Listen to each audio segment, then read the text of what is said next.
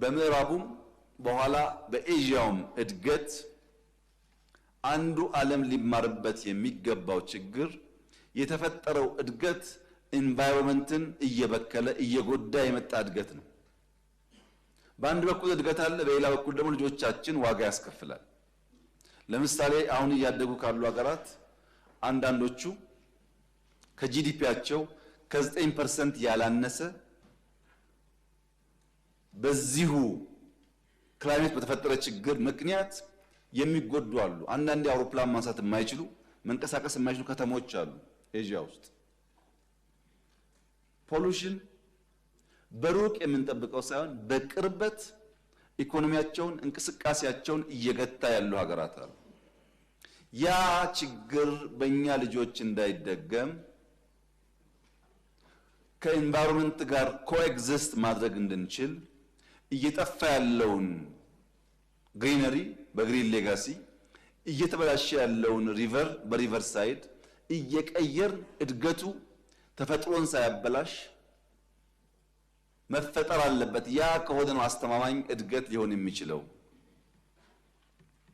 በሚል ነው ይህ ሪፎርም ሰራ የነበረው። በኤአይ እና ቴክኖሎጂ ያመጣነው ውጤት ማንም ሰው ሊያየው ሊዳሰው ይችላል።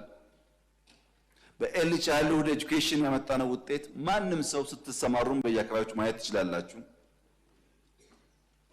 በግሪን ሌጋሲ ያመጣነው ውጤት የሚጨበጥ የሚታይ ዓለም እውቅና የሰጠው ነው። ከተሜነት ላይም እንዲሁ።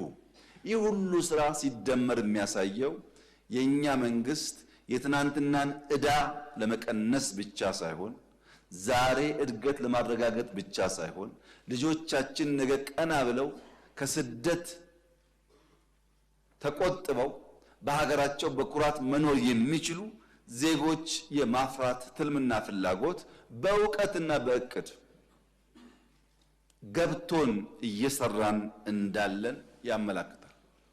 በእውቀት ውጤቱን በጋራ የምናየው ቢሆንም ከዚህ አንጻር ባለፈው ዓመት በ2025 በዓለም ላይ 10 ፈጣን እድገት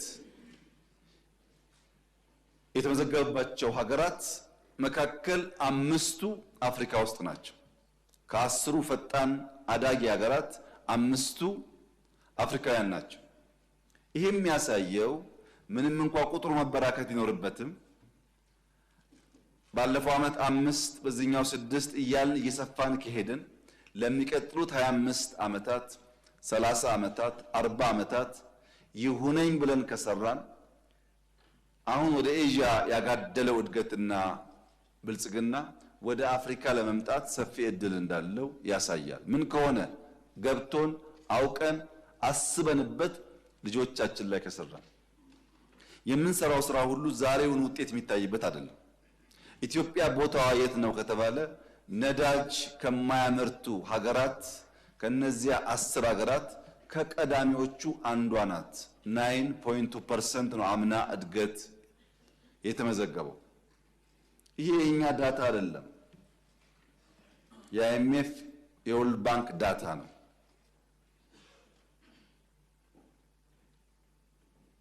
አምና የተመዘገበው እድገት ብቻ ሳይሆን ዘንድሮ በ2026 እንደ አይኤምኤፍ ፕሬዲክሽን ከሆነ አፍሪካ በሞደርን ሂስትሪ ለመጀመሪያ ጊዜ ከኤዥያ የላቀ እድገት